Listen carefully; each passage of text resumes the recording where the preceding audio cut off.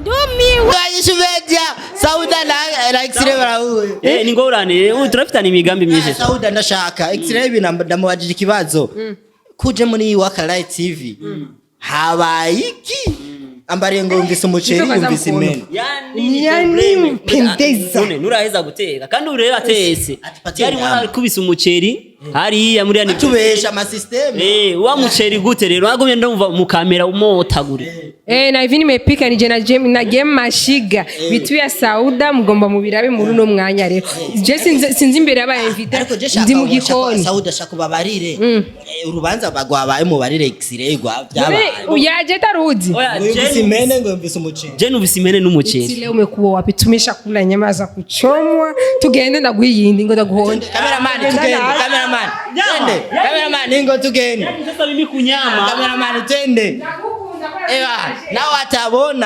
nao atabona byose turavyerekana bahebiyake yani mimi kunyama sasa nao tugenda gute n'inyama y'umuntu ya wapi sawa tuanze kalawali hii ni ya mume X-ray juweye anza kwa mbavu napata mbavu nyama za mtu tunazila sasa hii itatuzingua bana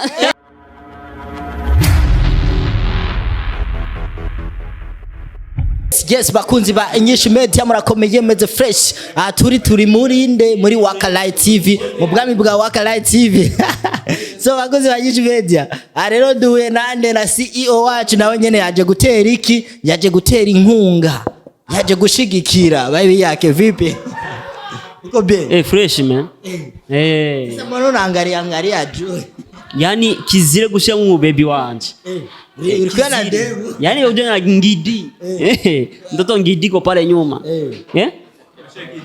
telefone rabatizi telefone zana spotlight kizire kwita telefone kizire kwita telefone bahebiyake amependeza bakoze INYISHU media mundabire guhera hasi bahebiyake bobo iki kiatu bosi wetu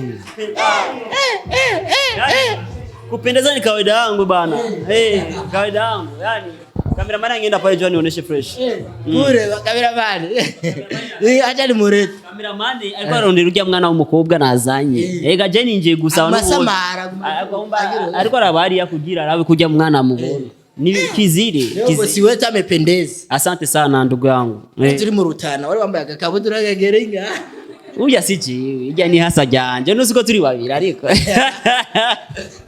sasa leo uri kuyana nani uno musi nazananye umubebi wanje wa mukobwa nyene mu diaspora afise ingidi afise inyuma y'inzu basi amuriona Briera njo hapana Briera ngo nabonye wewe Briera akuye Briera naro amubonye nare abendeje gusa muri abendeje cyane muri INYISHU media abaserukira c'est toi c'est moi c'est vous oui monsieur oui mademoiselle merci beaucoup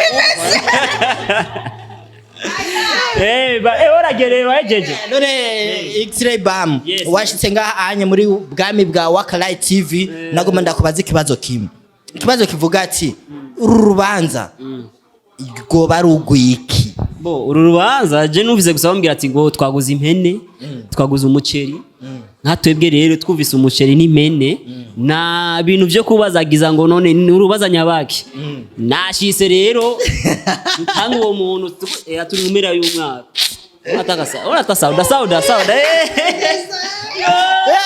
bakuzi ba INYISHU media SAUDA na X-ray barahuye ni ngorane turafitana imigambi myinshi SAUDA ndashaka X-ray ndamubajije ikibazo kuje muri Wakalight TV habaye iki ambariye ngo umvise umuceri umvise imene yani pendeza nuraheza guteka kandi ureba atese yari mwana kubise umuceri hariya muri yani tubesha ama system wa muceri gute rero agumye ndumva mu kamera umotagure na hivi nimepika nije na game mashiga bitu ya SAUDA mugomba mubirabe muri no mwanya rero je sinzi imbere aba invite ndi mu gikoni SAUDA shaka babarire urubanza bagwabaye mu bari Rexire gwa byabaye. Uyaje taruzi. Mvise imene ngo mvise umuceri. Je nuvise imene n'umuceri. Leo umekuwa wapi? Tumeshakula nyama za kuchomwa. Tugende na guhiyindi ngo ndaguhonde. Cameraman tugende, cameraman. Twende. Cameraman ngo tugende. Sasa mimi kunyama. Cameraman twende. Ewa, nao atabona byose turavyerekana. Bahebiyake. Yani mimi kunyama sasa. Nao tugenda gute n'inyama y'umuntu. Ya wapi? Hapa sasa tuanze. Kalawali. Hii ni ya mume Exile. Juweye. Anza kwa mbavu. Ishawifa. Napata mbavu. Nyama za mtu tunazila. Sasa hii itatuzingua bana. Sasa okay. Lakini nira asharikora. Imewiva. Na vangwara gute ni bari. No. Imewiva. Haijaiva fresh.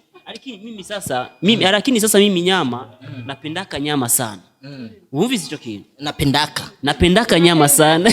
Hapana gukundi nyama. Je ndapendaka nyama sana. Kumbe erega je mbone pie. Ngoja kwanza tuone. Oya. Ngoja kwanza. Nari. Zana kweli. Nari awonye nyama. Nare. Tutoke pasi ya nyama pale ndani. Zana kweli. Nari kazi itaisha na. Kazi itaisha sasa. Itaisha juu ya nyama. Urali Sauda, je mbonye nyama. Wewe mutima cugenda. Nico gituma turarudia. Mwambie sasa habaye fete nyabaki. Exile nono waje umufete utazi. Uno musinemeko Sauda ngunda cyane. Arazi neza ko ngundi nyama. Arazavuga ati ngonda kwereka ngo twajeje kujinyama. Siko butamu. Akabakita akameme. Siye tukisema. Yani bari ari mawe kunyama. Mukatia na nibirungo. Sasa atuambesa fete. Kwa nini? Exile neo. Agomba sohora umwana. Exile yarasohoye umwana. Kutarambwira. Ntiharagera. Kusohora umwana. Kunja mifupa. Basa. Ungari na meno. Habaye kiraza kumenyekana. Iva rero afise uburo. Iva ko na buro. Ni gatonya kadogo tu nisikie mani Ikiganiro gihere kwanza. Anatoka wapi? Sarisha. Anatoka. Sikia bingine na bakundi ba INYISHU media je. Yahevye inyama agenda kurya inyama original. Inyama original. Rekana na SAUDA. None inyama original ni iki? Inyama itukura. Oya rindi inyama wewe. Inyama itukura. Exile inyama. None inyama imeze gute rero? Inyama babaze none bakundi ba INYISHU media. Babaze imene none kurya inyama y'imene agenda kurya inyama y'umuntu. Ni bureti. Inyama ayavuze. Abantu muri waka bajya inyama. Nibasutwa. Sauda ingo. Ndega. Inyama itukura ibiherereye amajahe. Genda waje ivangiye ku kioske cy'umukobwa. Ngo ni kioske. Inyama itukura ibiherereye amajahe. Inyama itukura. Ni kioske cy'umukobwa ndibaza. Ikioske. Ndagona waki kioske cyabona kura kijwa. Bayibe yake ngo yazanye n'umudema afise ibisusu ngaho hanze. Aza kuboneka mu kamera. Ambari. Wamuoya ameze gute? Kwako naye tuoneshe. Kuri kure amenesha SAUDA. Wewe jo twahuriye he Saine Dijon. Jewe. Ngoya. Reka rero. Tatomuhisha. Atubishe.